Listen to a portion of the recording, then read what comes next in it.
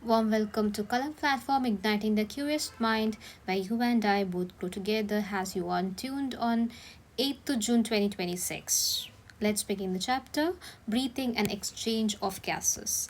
As you have read earlier, oxygen is utilized for organisms to indirectly break down simple molecules like glucose, amino acids, fatty acids, etc., to drive energy to perform various activities. Carbon dioxide, which is harmful, is also released during the above catabolic reactions.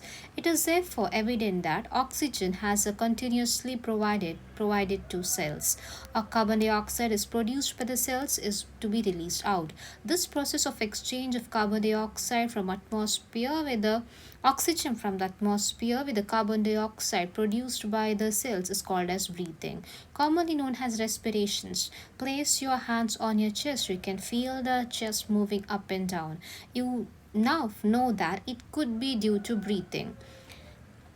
How do we breathe? The respiratory organs and the mechanism of breathing are described as following sections in this chapter. Respiratory organ. The mechanism of breathing vary among different groups of animals depending on mainly on the habitats, leaves, levels of organizations. Lower vertebrates like invertebrates like sponges, coelacanths, flatform, etc. exchange oxygen with carbon dioxide but simple diffusions over their entire body surface. Earthworm uses the most critical cuticle. Insects have a network of tubules, trachea tubules, to transport atmospheric air into the body. A special vacuolar structure called gills, branchial and branchial respirations are used by most of the aquatic arthropods. Molluscs with vascularized backs called lungs, pulmonary respirations are used by terrestrial forms for exchange of gases. Among vertebrate fishes like gills, whereas amphibians, reptiles, birds, mammals respire through lungs. Amphibia like frogs can respire through moist skin, cutaneous respirations also. A respiratory system. We have a pair of external nostrils opening out above the upper lips, and it tends to be having a nasal chamber through a nasal passage. The nasal chamber opens into pharynx, a portion which is common for the passage of food and air. The pharynx opens through a larynx, regions of trachea. The larynx is a cartilaginous box which helps in the sound production, hence called a sound box. During swallowing, the glottis can be covered by a thin elastic cartilaginous flap called epiglottis to prevent the entry of food into larynx. Trachea is a straight tube extending up to a mid-thoracic cavity which divides at a level of fifth thoracic vertebrates into the right and left pulmonary bronchi. Each bronchi undergoes repeated divisions to form a secondary and tertiary bronchi. Bronchioles ending up in a very thin terminal bronchioles. The trachea, primary, secondary, tertiary bronchi, initial bronchioles are supported by incomplete cartilaginous rings. Each terminal bronchi give rise to a number of thin, irregular walled, vascularized bag-like structure called alveoli. The branching of networks of bronchi and bronchioles and alveoli compresses the lungs. When two lungs are covered by double-layered pleural with a pleural fluid between them, it reduces the frictions of lung surface. Outer pleural membrane is a close contact with the thoracic. The diagrammatic weave of a respiratory structure. Lining where the inner pleural membrane is a contact with the lung surface, the parts starting with the external nostrils, upper terminal bronchi constitutes the conducting parts where the alveoli and their ducts from the respiratory or the exchange parts of respiratory system. The conducting part of transports and atmospheric air to alveoli clears it from the foreign particles. The humidifiers are also bring about air to the body's temperature. The exchange part is a site of actual diffusion of oxygen, carbon dioxide, blood between blood and atmospheric air. The lungs are situated in thoracic chamber, which are anatomically an airtight chamber. The thoracic chamber is formed dorsally by a vertebral column, ventrally by a sternum, and laterally by a rib on a lower sides of a dome-shaped diaphragm.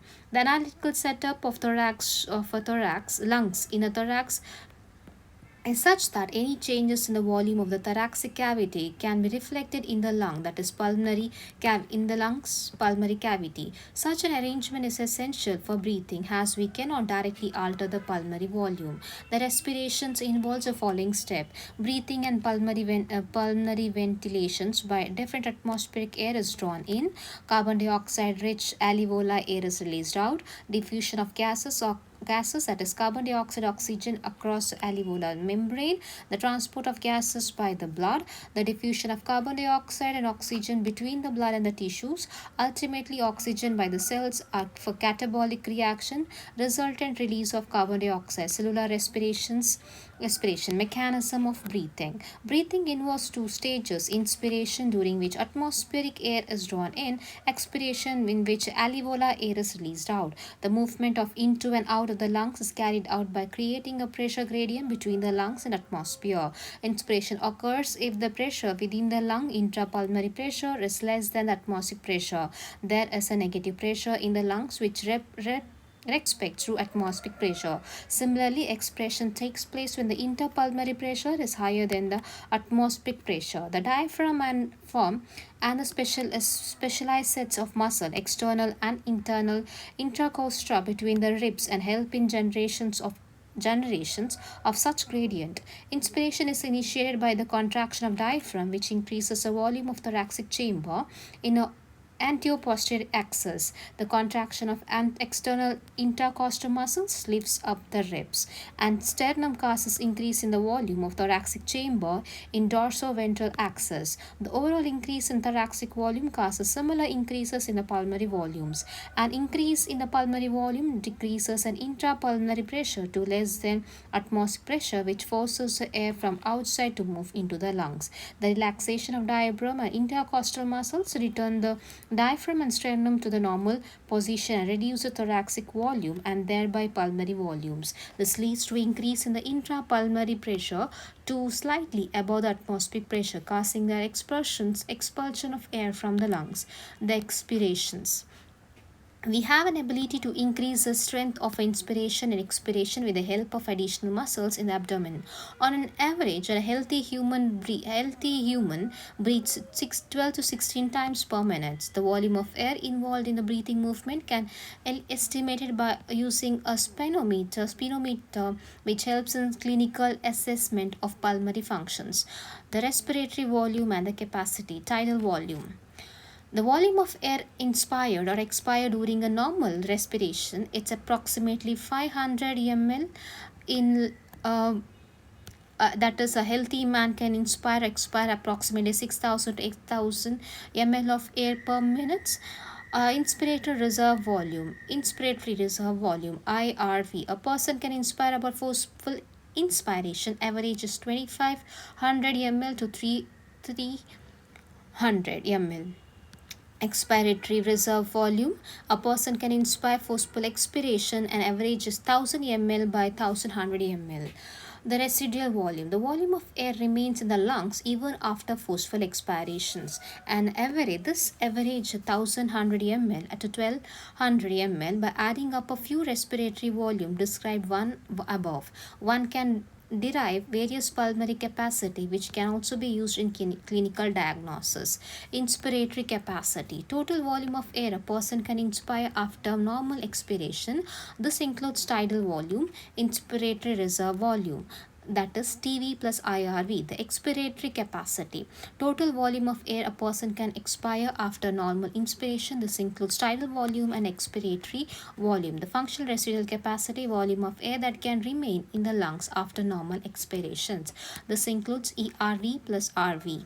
The vital capacity, the maximum volume of air a person can breathe in after a forced expirations.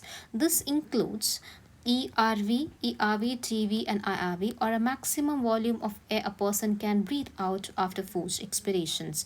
Total volume capacity. The total volume air accommodated in the lungs at the end of a forced expiration includes RV, ERV, TV, and IRV, or vital capacity plus the residual volumes. Exchange of gases. Alveoli are the primary site of exchange of gases. Exchange of gases also occur between blood and tissues.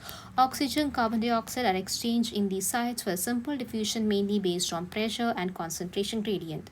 Solubility of gases as well as the thickness of the membrane are involved in the diffusions. Also, some important factor can also affect the rate of diffusions. The pressure contributed by individual gases in mixture of gases are partial pressure, represented by partial pressure oxygen and partial pressure of carbon dioxide.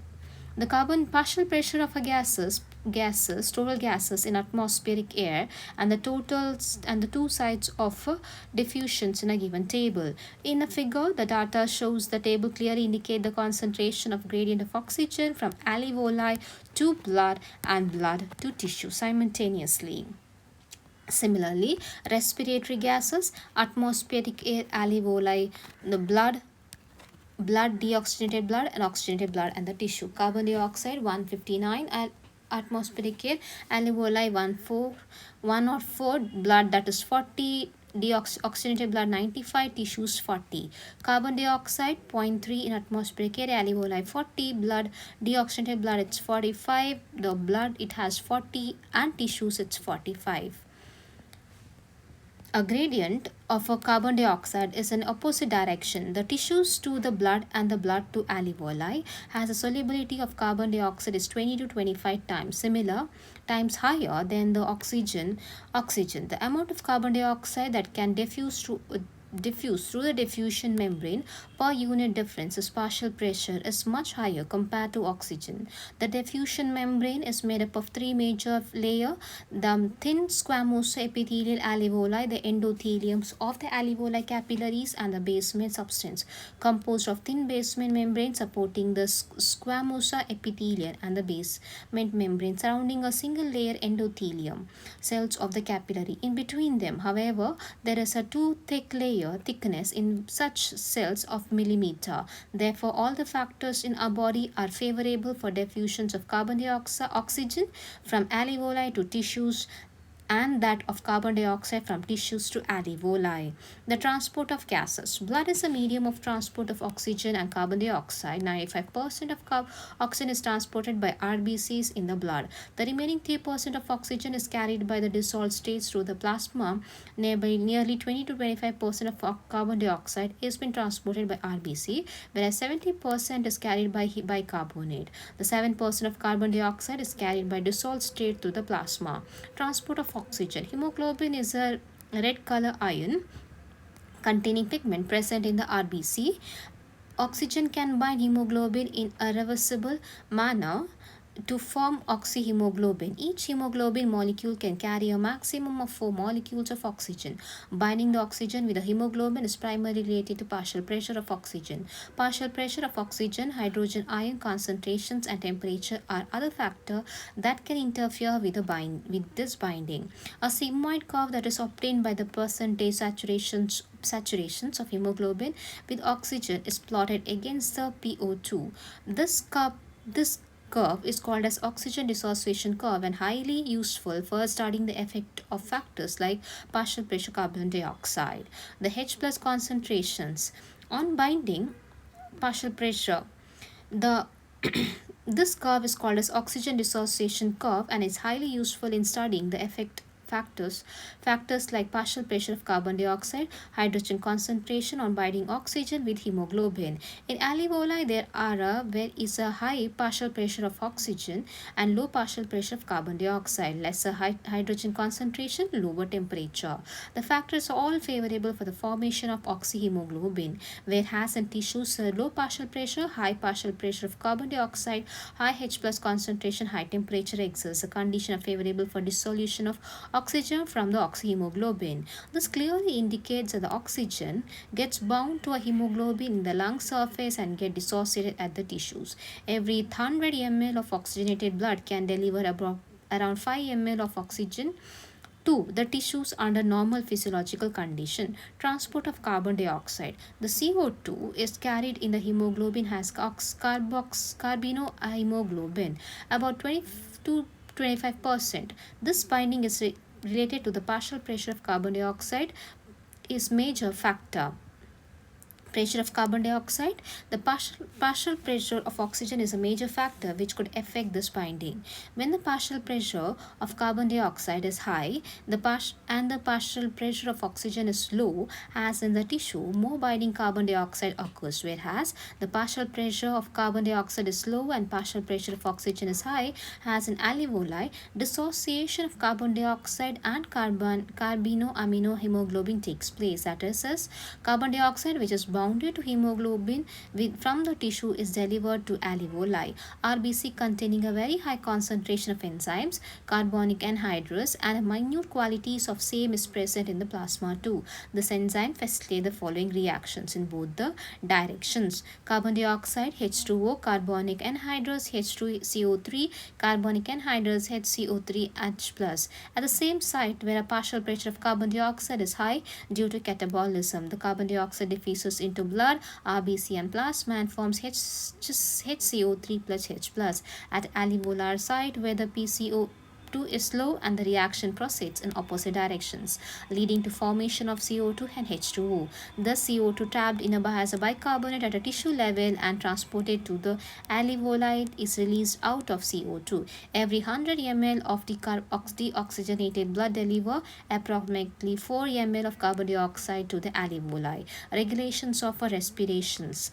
The human beings have a significant ability to maintain and moderate respiratory rhythm due to suits demands of the body tissues. This is done due to neural system, the specialized center present in the medulla regions of the brain called respiratory rhythm center, primarily responsible for its regulations. Another center present is the pons regions of the brain called as the pneumataxic center, moderate for the functions of a respiratory rhythm center.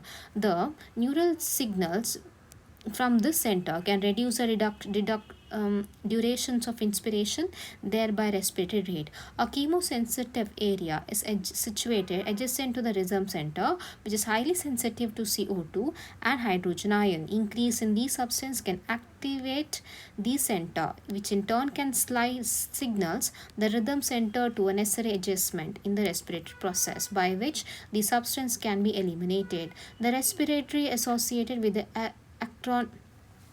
acrotic arc and the carotid arteries can recognize a change in the carbon dioxide H plus concentrations and necessary signals to the rhythm center remedial actions. The role for the oxygen is regulations of respiratory rhythm is quite significant. Disorder of respiratory system. Asthma is difficult in breathing, causing a squeezing due to inflammations of bronchi and the bronchioles.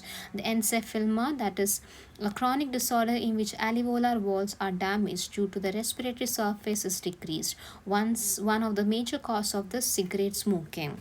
The occupational respiratory disorder in certain industries, especially those involved in grinding and stone breaking, the dust is produced and defense mechanism body cannot fully cope with the situation. Long exposure can give rise to inflammations leading to fibrosis, the proliferation of a fibrous tissue, thus causing a serious lung damage. Workers in such industries are wear protective masks. Summary. The cells utilize oxygen for metabolism, produce energy along with a substance like carbon dioxide, which is harmful. Animals are evolved different mechanism to transport oxygen to the cells and removal of carbon dioxide from there. We have a well-developed respiratory system comprising 2 lungs and associated air passage to perform this function. The first step is respiration, is breathing, by which atmospheric air is taken in by inspiration and alveolar air is released out, expiration, exchange of oxygen and carbon dioxide between deoxygenated blood and the alveoli. Transport of these gases throughout the blood by body by the blood, exchange of oxygen and carbon dioxide between oxygenated blood and the tissues, utilization of oxygen by the cells, cellular respiration and other steps involved. Inspiration expirations are carried out by creating a pressure gradient between atmosphere and alveoli with the help of specialized muscles, intercosta and diaphragm. The volume of air involved in this activity can be estimated with the help of a self-spirometer are clinically significant. Oxygen and carbon dioxide are the alveoli tissues occur by diffusion. Rate of diffusion is dependent on the partial pressure gradient of oxygen and CO2. Their solubility as well as the thickness of a diffusion surface. The factors in our body facilitate diffusions of carbon dioxide from alveoli to deoxygenated blood as well as from oxygenated blood to the tissues. The factors are favorable for the diffusion of CO2 in opposite directions from tissues to alveoli. Oxygen is transported mainly by oxyhemoglobin in alveoli where PCO2 partial pressure of oxygen higher. Oxygen get bounded to hemoglobin which is easy for dissociation at the tissues where the partial pressure is low and partial pressure of carbon dioxide and hydrogen concentration high. Nearly 70% of the carbon dioxide transported by bicarbonated which helps the enzymes carbonic anhydrous. 20 to 25% of carbon dioxide is carried by hemoglobin and has carbonium hemoglobin. In the tissues where PCO2 is high, it gets bounded to a blood whereas in alveoli where PCO2 is low, the partial pressure of oxygen is high. It's removed from blood. The respiratory rhythm is maintained by respiratory center in the medulla region of the brain and the pneumocystic center of the pons region of the brain and the chemosensitive area of the medulla can alter the respiratory mechanism. Thank you for watching. You're tuned into Kalam platform igniting the curious mind where you and I grow together. Have a nice day.